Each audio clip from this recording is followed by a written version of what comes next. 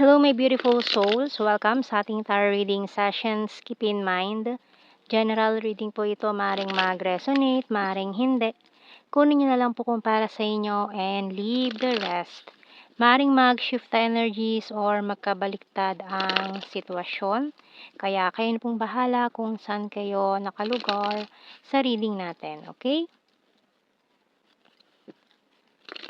So, let's see. So, we have here the Three of Wands and the Fool, the High Priest and the Shadow Side, Devil card, the World and the Lovers, the Hangman and Five of Cups. Okay, bottom card natin is the King of Cups. So, may mga specific signs tayo dyan ng strong Aries, Capricorn, Gemini placements. Okay. So, itong taong ito, someone here na parang may mga energies nun, is sad and lonely. Maaring malayo kayo sa isa't isa right now. This person is looking at you. Parang pinagmamasdan ka niya sa malayo, no? So, long distance situation na parang hindi nag-work out and stuck pa rin siya sa'yo, no? With this hangman, hindi siya naka-move on after nung encounter niyo nitong taong to. Okay, so parang mabigat sa kanya na hindi niya pa rin matanggap. Hanggang doon na lang ba itong connection niyo nitong taong to? Kasi parang hanggang ngayon may pa rin, umaasa pa rin siya na parang naghihintay siya ng himala, na bigla ka sumulpot sa harapan niya, ganyan. Kasi iniisip siguro niya, parang imposible itong mangyari. Clear audience by Archangel Zadkiel. Notice the loving guidance you hear inside your mind or from other people. So mukhang naririnig mo na parang may tumatawag sa pangalan mo lagi. Kasi pag iniisip ka niya, itong taon to, pag iniisip ka niya, nag-e-echo yun sa subconscious mind, and then mapipick up mo yun. Lalo na kapag this person is heavily thinking of you, na bigla na lang sisingit sa isip mo, na biglang pumasok siya sa isip mo kahit busy ka, ganyan. So, tingnan natin. Parang may pagka-twin flame energy dito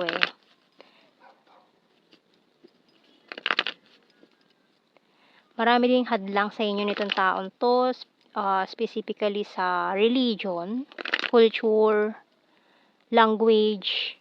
Maraming siguro language barrier, hindi kayo magkaintindihan kasi magkaiba kayo ng language, yung mga ganyan.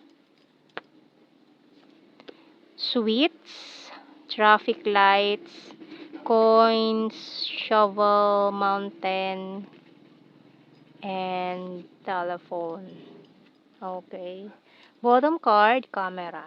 So, kung may picture ka sa kanya or picture kayo together, nakatabi yun. No? Or kung may binigay ka mang picture sa kanya, yung may with dedication pa sa likod, nakatabi yun, ay iniingatan niya yun. So, tingnan natin, more messages natin dito. So, malinaw dito na nagkaroon nga ng third party, parang karmic partner. So, siguro para may pinili na lang siyang convenient doon. Kasi malayo kayo Para may pinili na lang siya na convenient sa kanya with these coins. Pero yung puso niya nasa iyo pa rin Kahit may pinili siyang iba, yung puso niya nasa iyo pa rin.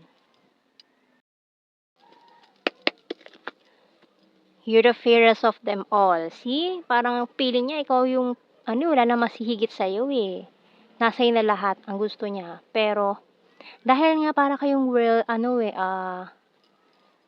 you and me against the world, ang ninyo nitong taon to, maraming hadlang sa inyong pagmamahalan. So, pwede rin na may inireto sa kanyang person na pinili na lang niya ng kahit ayaw niya, ganyan, pwedeng fixed marriage or kung ano man to, na parang nireto sa kanya yung family niya or friends niya na ito na lang piliin mo kasi convenient para sa'yo, malapit lang, hindi ka mahihirapan. So, gano'n. Parang may third party na umeksena. Feeling betrayed. So, yan, feeling mo parang pinagtaksilan ka kasi akala mo yun to the ano na kayo parang higher level, parang next level na kayo Kulang na lang, label sana, pero hindi pa natuloy, ganyan, dahil doon, yan, it's a disaster talaga. And I'm talking to you, ito pa nga, talking to you telepathically. So, yun na nga, no, na ano mo to, na nasasagap mo to, napipick up mo tong vibrations na to, dahil nga, you're connected, or, soulmate twin flame connection to. Ayan I watch you from afar. O, diba? I'm honest to you. Can I call you? So, gusto niya talagang makipag-usap sa'yo this time. And I will start to save money. I want to grow old with you, okay? So, siguro iniisip din niya na masyadong magastos kasi malayo.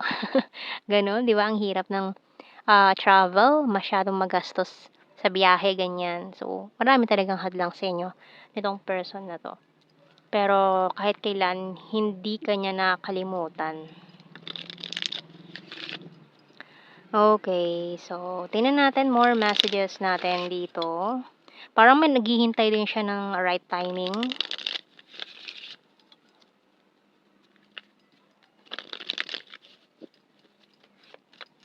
Kasi ikaw nagpapaka-busy ka ngayon sa work mo, sa business, kung ano man tong ginagawa mo sa buhay, busy-busy ka ngayon.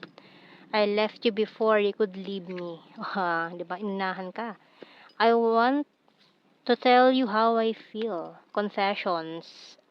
I hid who I'm really am from you. I want to be more than friends. So, siguro friend and zone ka nitong taon to before. I know that I crossed the line with you. I know I messed up everything. So, ayan, feeling niya, nasabotage niya yung connection. You don't know how hard it was to let you go, and I hide behind material things. So, ito, yung pag-iwas niya sa'yo is mabigat din para sa kanya. Hindi naman niya ginusto na may pinili siyang iba, kasi siguro feeling niya parang pressure na siya, sa age na rin siguro, na parang napag-iiwanan na siya ng mga kaedad niya, ganyan. So, nape-pressure na siya sa family, friends na mag mag-asawa na, ganyan. So, pero hindi sila nag-workout nung person na yon. So, malinaw dito hindi nag-workout. Yung taong pinili niya, and then ngayon nagsasuffer siya kasi pinakawalan ka niya. You came closer than anyone, bottom card. So, let's see sa mga initials natin dito. Na parang sinasabi rin niya na sana hindi siya nakinig sa mga taong yun. Di ba? So, nakinig siya Hinayaan niya na mag-slip away ka. May pinili siya tapos hindi naman nag-workout. Enye, P, I, V, B, I, P. You are a very important person. Di ba? Letter A, E, M, S, H, and Y. Bottom card, R. Okay, tingnan natin. Wow, pero yun of hearts. Na may halong regret. And reminiscing. So, ayan, talaga namimiss ka rin yan, no? And tingnan natin general signs and messages. So, mga keywords na lang to. Hindi na natin kailangan i-explain kasi alam niyo na mga meaning niyan. Gorgeous. Ayan. So, para sa kanya, you're very gorgeous. Number 6, has a dirty sense of humor. From Mindanao, rainy season. Flower, a peace offering. Confusing. Good heart. Number 8, November. Perfect smile. Sword is air sign. Gemini, Libra, Aquarius. Killer smile, trustworthy. Taurus, logical. So, maaaring may mga dimple sa inyo. Yan. Crazy for you and talented. Oh. So, yan ang ating reading, my beautiful souls. Thank you for watching. Take care and God bless. See you in our next reading, guys. Bye-bye.